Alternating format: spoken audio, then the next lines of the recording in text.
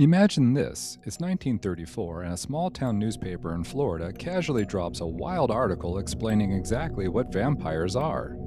From undead bloodsuckers rising from graves to creepy ways people thought you could turn into one to the extreme things they did to stop them. But here's the thing, this isn't some spooky Halloween story. It's a real newspaper clipping from almost 100 years ago, and it gets surprisingly dark and bizarre. You won't believe some of the details. Stick around. Stop the presses. It's time for your news with your humble host, Humbly My Brain. Your news comes from the Key West Citizen, July 2nd, 1934.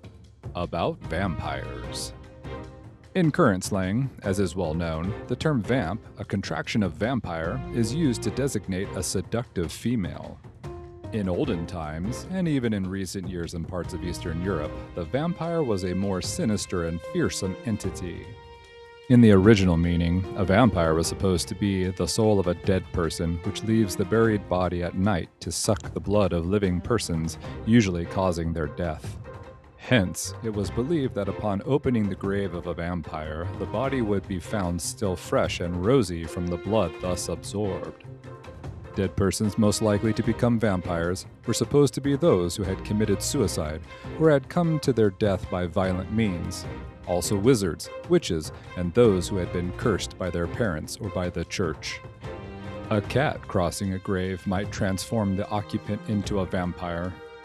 To stop the depredations of a supposed vampire, it was thought necessary to drive a stake through the corpse, sever the head, remove the heart, burn the body, or pour boiling water and vinegar on the grave. Later, the term vampire was applied to certain species of blood-sucking bats of Central and South America, concerning which many popular superstitions have also arisen. Finally, we have the alluring vampire, or vamp, of the movie screen and Main Street, but there isn't much superstition about her.